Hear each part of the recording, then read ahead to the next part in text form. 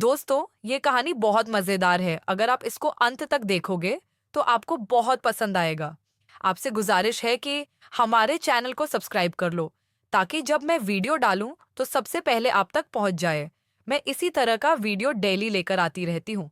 मेरे वीडियो को लाइक करो और अपने दोस्तों में शेयर करो ताकि आपके दोस्त इस तरह का वीडियो देख पाए। धन्यवाद। अब बढ़ते हैं कहानी की तरफ। इस कहानी का नाम है सच्चाई की कीमत। यह कहानी एक छोटे से गांव सत्यपुर की है। गांव अपनी ईमानदारी और सच्चाई के लिए प्रसिद्ध था। यहाँ लोग कभी झूठ नहीं बोलते थे और एक दूसरे की मदद करना अपना धर्म मानते थे। लेकिन एक दिन इस गांव में ऐसी घटना हुई जिसने हर किसी के जीवन को बदल कर रख दिया। गांव के बाहरी इलाके में एक पुराने पेड़ के पास खुदाई करते समय कुछ मजदूरों को एक संदूक मिला। संदूक लकड़ी का था, लेकिन उस पर सोने की परत और अजीब सी नक्काशी थी। गांव का सरपंच रामलाल तुरंत मौके पर पहुंचा। रामलाल ने संदूक को देखा और कहा, यह संदूक बहुत कीमती लगता है। इसे पंचायत भवन में रखा जाएगा। हम सब मिलकर तय करेंगे कि इसका क्या किया जाए। गांव वालों ने सहमति जताई। लेकिन उसी रात संदूक को देखने के लिए रामलाल अकेले पंचायत भवन गया। रामलाल ने संदूक खोला और उसकी आंखें चौंधिया गईं। संदूक में सोने के सिक्के, हीरे और मोती थे। उसने सोचा, अगर मैं इस खजाने को अपने पास रख लूं तो मेरी जिंदगी बदल जाएगी। लेकिन तभी उसे याद आया कि गांव वाले हमेशा ईमानदारी में विश्वास रखते हैं। अगर किसी को पता चला कि उसने खजाना चुरा लिया है तो उसकी प्रतिष्ठा खत्म हो जाएगी। रामलाल ने संदूक बंद कर दिया और उसे वहीं छोड़ दिया। लेकिन उसके मन में लालच घर कर चुका था।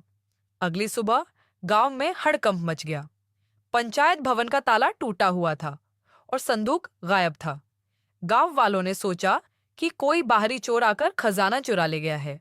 रामलाल ने गांव के युवाओं को बुलाया और कहा, हमें मिलकर चोर को पकड़ना होगा। यह हमारे गांव की ईमानदारी पर हमला है। गांव वाले तलाशी में जुट गए, लेकिन कोई सुराग नहीं मिला। कुछ दिन बाद रामलाल की बेटी सुमन अपने पिता के कमरे की सफाई कर रही थी। अचानक उसे अलमारी के पीछे छिपा हुआ वही संदूक मिला। उसने तुरंत अपने पिता से पूछा, पिताजी, यह संदूक यहाँ कैसे आया? रामलाल झिझक गया और बोला, बेटी, मैंने यह खजाना गांव के लिए सुरक्षित रखा है।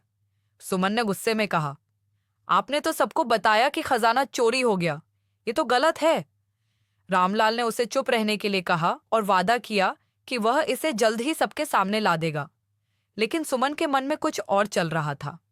अगले दिन पंचायत की सभा हुई। सुमन ने गांव वालों के सामने सब कुछ बता दिया। यह खजाना चोरी नहीं हुआ, बल्कि मेरे पिता ने इसे छिपा दिया था। गांव वाले रामलाल पर गुस्सा हो गए।